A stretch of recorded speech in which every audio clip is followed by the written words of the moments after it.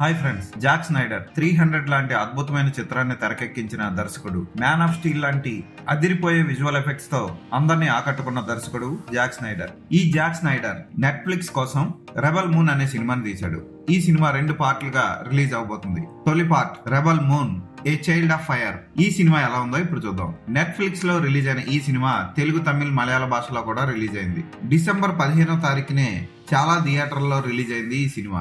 December 21వ తారీఖు నుంచి నెట్ఫ్లిక్స్ లో స్ట్రీమింగ్ అవుతుంది. ఈ సినిమా ఎలా ఉందో ఇప్పుడు చూద్దాం. కోరా ఒక గ్రహంలో పల్లెటూరు ప్రజల మధ్య నివసిస్తూ ఉంటుంది. ఆమె గతం ఏంటో ఎవరికి తెలియదు. అయితే కోరా ఉంటున్న ఊరిని ఆక్రమించుకోవడం కోసం విలన్ వస్తాడు. ఈ విలన్ ఒక దాన్ని వెతుకుతూ ఉంటాడు. ఆ విలనే బెలిసారియస్. ఈ విలన్ వెతుకుతున్నదేంటో ఎవరికి తెలీదు.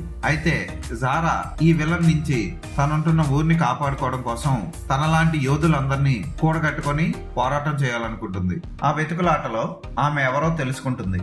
ఆమె చేయాల్సింది ఏంటో కూడా నిర్ణయించుకుంటుంది. బెలిసారియస్ ని ఎలా ఎదిరించింది, కోరాకి ఎవరెవరు తోడయ్యారు, వాళ్ళకున్న శక్తులేంటి అన్నవి సినిమా చూసి తెలుసుకోవాలి. స్టన్నింగ్ విజువల్స్ తో, అద్భుతమైన గ్రాఫిక్స్ తో, చిత్ర విచిత్రమైన కొత్త క్యారెక్టర్స్ తో జాక్ స్నైడర్ ఆకట్టుకున్నాడని చెప్పొచ్చు. సినిమా స్టోరీ అంత గొప్పగా లేకపోయినా ఎక్కడో చూసినట్లున్న 7 సమురై లాంటి హాలీవుడ్ క్లాసిక్స్ ని గుర్తు తెచ్చినా సరే ఈ సినిమా చూడడానికి చాలా బాగుంటుంది.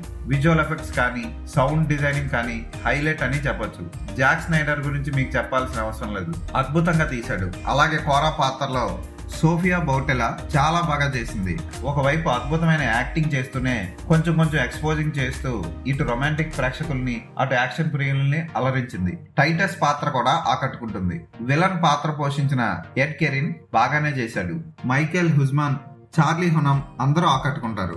విజువల్ ఎఫెక్ట్స్ అయితే హైలైట్ అని చెప్పొచ్చు. ఈ సినిమాకి కొన్ని విచిత్రమైన క్యారెక్టర్స్ ఉంటాయి, అవి మిమ్మల్ని ఆకట్టుకుంటాయి. స్టోరీలో పెద్ద కొత్తదనం లేకపోయినా సరే యాక్షన్ ఫ్యాంటసీ సినిమాలు ఇష్టపడే వాళ్ళు స్టార్ వార్స్ లా ఉండే ఈ సినిమాని ఖచ్చితంగా ఇష్టపడచ్చు. ఫోటోగ్రఫీ చాలా బాగుంటుంది. ముఖ్యంగా కాస్ట్యూమ్ డిజైనింగ్ కానీ, ఆర్ట్ డైరెక్షన్ కానీ అదిరిపోయాయి. ఒక సరికొత్త ప్రపంచంలోకి జాక్ స్నైడర్ తీసుకెళ్తాడన్నలో సందేహమే లేదు. ఖచ్చితంగా ఈ సినిమాని ఒకసారి చూడొచ్చు. ఈ సినిమాకి నేను ఇచ్చే రేటింగ్ 3.5/5. స్కూల్ బెంచ్ లాగా ఎంత గట్టిగా ఉందోరా? కొట్రా, కొట్టు, పర్లేదు, కొట్టు. పెట్టేసింది బాబాయ్. ఏంటి నువ్వు కొడతావా? కమా బిట్ మీ యార్. వద్దు బాబాయ్. వాణ్ణి నేను కొట్టడం లేదమ్మా, వాణ్ణే నన్ను కొట్టమంటున్నాను. నువ్వేం కంగారు పడక్కర్లేదు. అడుగుతావేంటి?